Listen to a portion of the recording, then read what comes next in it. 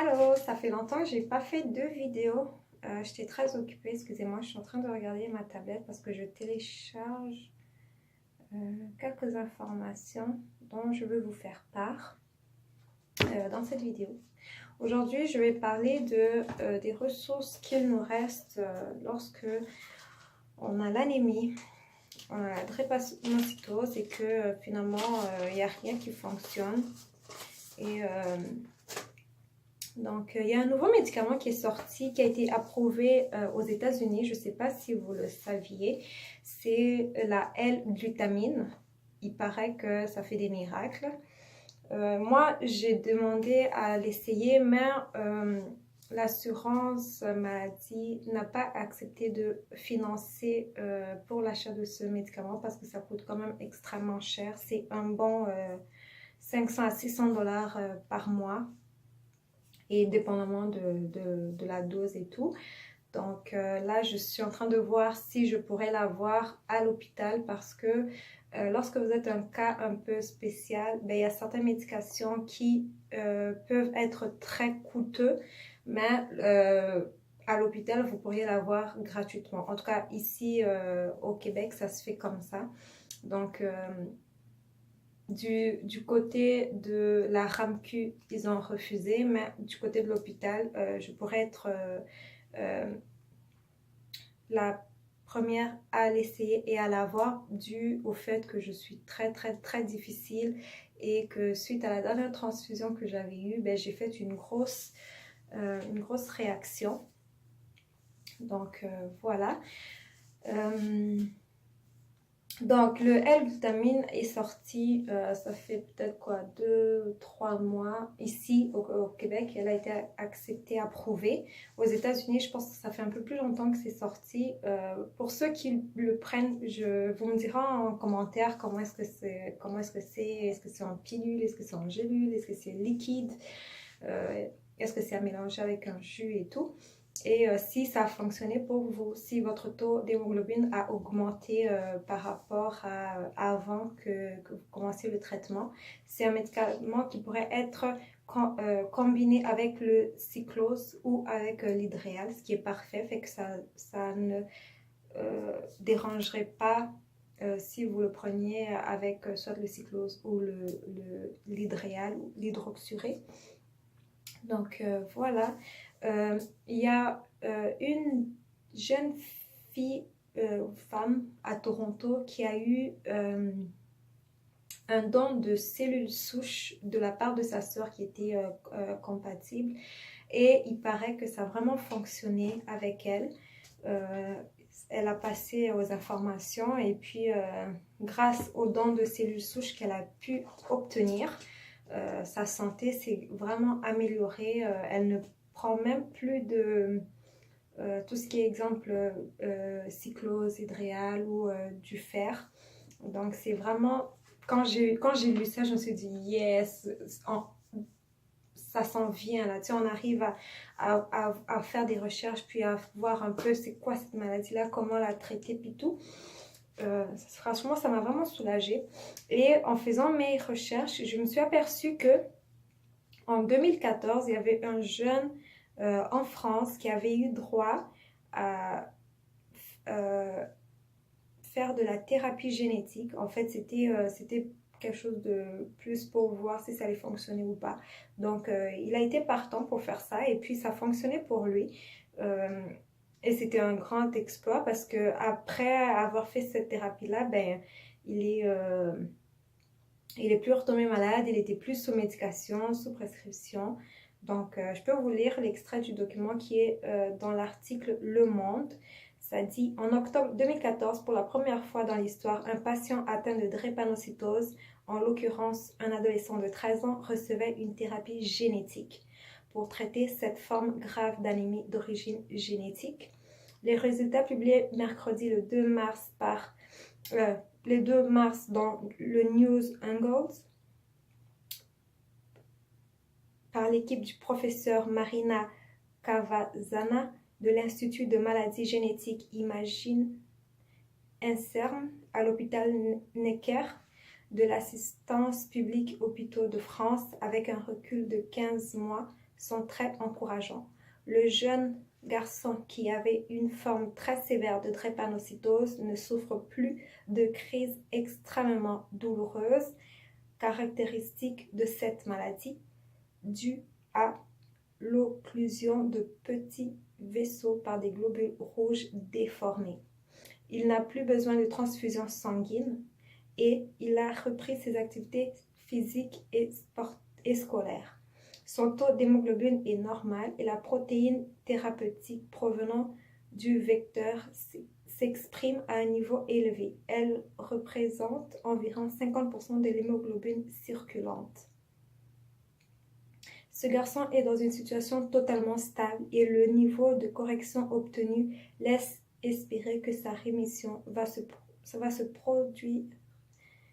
poursuivre pendant des années, résume Marina Cavarzana, qui se refuse cependant à parler de guérison. Donc voilà, espérance de vie toujours impactée. La drépanocytose qui touche préférablement les personnes issues de... Bon, là, ça parle un peu de tout ce qui est... c'est quoi un peu la drépano et tout. Mais franchement, quand j'ai lu ça, je me suis dit, mon Dieu, j'aimerais avoir fait ça, moi. Puis ne plus être malade, ne plus avoir à avoir des transfusions sanguines. Déjà que moi, je supporte pas ça. Donc, c'est vraiment, je pense que c'est vraiment un bon pas dans la guérison. Et puis, la thérapie génétique se fait souvent chez les personnes qui ont la leucémie ou quoi que ce soit. Et ça consiste à...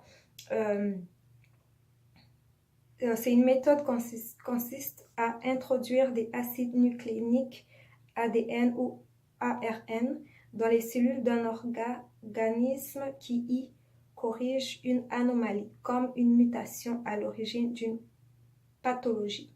Donc, la thérapie génétique remplacerait les personnes qui n'ont pas de donneur, comment je peux dire, compatible à eux. Pour exemple, un don de moelle osseuse ou un don de cellules souches. Donc, la thérapie génétique viendrait remplacer ça puisqu'on prend comme un peu exemple, chez moi, on prendrait tout ce qui est à moi. Exemple, si c'était mes cellules souches, on les prend 2 mois, on les modifie en donnant, en mettant un peu des bactéries, si je peux dire comme ça, qui va détruire tous les mauvais globules rouges mal formés, excusez-moi. Et après, on me le réintroduit dans le corps. C'est petit. Dans un autre article, ça dit que c'est comme des microbes. Donc, on les rentre dans mon système et ces petits microbes-là vont faire en sorte que ça va détruire tous les mauvais globules rouges qui sont mal formés et par la suite, ben là, mon corps va recréer des bons globules sans pour autant que j'ai eu droit à faire, exemple, un don de moelle osseuse ou moelle épinière ou de cellules souches. Donc, c'est vraiment bien parce que c'est pas tout le monde qui a un donneur compatible comme la fille à Toronto. Elle a eu sa sœur qui était une bonne donneuse compatible et puis elle a eu droit aux cellules souches et puis ça fonctionnait avec elle. Donc, voilà, je voulais juste vous faire part de ça. Je me suis filmée comme ça parce que je veux voir mes bras. Ça, c'est la cicatrice. Je vous avais dit que j'ai une nécrose vasculaire qui commençait au bras droit et gauche. Donc, c'est la cicatrice. Ils avaient fait un forage qui n'a pas fonctionné malheureusement. Donc, c'est la cicatrice.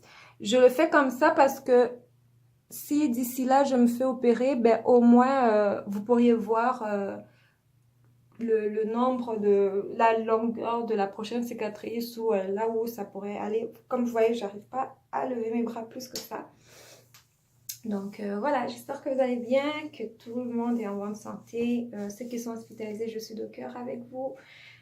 Et donnez du sang, s'il vous plaît. Franchement, je vous demande, je vous supplie, donnez du sang. Si vous êtes une personne qui avait peur, on n'est pas en Afrique. C'est pas quand vous donnez votre sang, là, vous ne donnez pas à la sorcière ou à un sorcier de votre famille. Là. Vous les donnez pour aider une vie, pour sauver une vie. Si les parents qui m'écoutaient, les gens qui sont là, qui m'écoutaient, puis qui sont en bonne santé, s'il vous plaît, donnez du sang.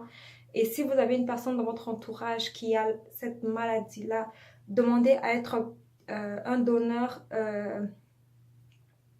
ici ils disent un donneur, c'est quoi encore le nom qu'ils emploient ici là? Je pense que c'est un donneur attitré, que vous soyez un donneur attitré à la personne, donc vous allez donner son nom de famille. De toute façon, toutes les personnes qui ont cette maladie sont connues dans la banque de sang. Donc, vous n'aurez qu'à dire que vous êtes venu pour donner du sang pour que ça soit, exemple, pour Madame Sandra ou Monsieur tel. Donc, à chaque fois que vous allez donner du sang, ben, elle a quand même... elle a quand même un stock de sang pour elle au cas où les choses empiraient, soit en cas de crise, soit on ne sait jamais, hein, elle peut être là, elle sort, elle fait un accident, je le souhaite pas, mais c'est Dieu qui protège, donc tu vois, avec du sang d'à côté, ben, c'est déjà parfait.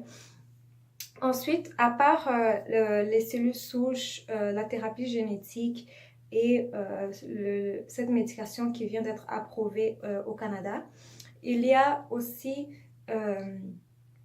la possibilité que si votre taux d'hémoglobine augmente beaucoup, je ne sais pas, parce que vous avez bu ou pris quelque chose ou soit une médication qui fait en sorte que votre taux augmente plus, ben, votre médecin pourrait prendre votre sang à vous et le mettre au frais, donc au congélateur. Et en cas de crise et que votre sang chute, eh bien, on pourrait vous redonner seulement votre sang à vous. Ici, ça, c'est le cas extrême là. Donc, on commence à faire ça comme ça. Moi aussi, bientôt, ça sera mon cas. Donc, on prend votre sang à vous. Quand un donneur compatible est très difficile à avoir et que ça fait des mois que vous attendez pour avoir du sang et un donneur compatible se fait rare. Donc, si vous avez la chance, et moi, je vous le conseillerais de le faire maintenant parce qu'on ne sait jamais quand on a vraiment besoin de sang. Puis, c'est très difficile et c'est très stressant. Donc, vous prenez votre sang, le médecin va vous prélever votre sang à vous. Même une poche, ça peut être une poche aux 6 mois, juste pour prévenir, parce que mieux vaut prévenir que guérir. Donc, on pourrait prendre votre sang une fois aux 6 mois, juste une poche de sang, et le congeler pour vous. Et en cas soit de chirurgie, comme moi, exemple pour mes épaules, ou peu importe les circonstances que ça peut vous demander, ben au moins vous aurez du sang à congeler qui serait là pour vous. Et ça, c'est très important, même quand vous prévoyez de tomber enceinte ou que vous êtes enceinte, ben vous êtes plus sous médication qui fait en sorte que les globules augmentent et se forment de façon correcte, donc sans la forme de lune ou de banane. Alors, le sang que vous avez à côté, ben, ça pourrait vous aider vraiment. Donc, pensez-y, demandez à votre médecin, parlez-en à vos infirmières et puis on se revoit dans une prochaine vidéo. Bye bye!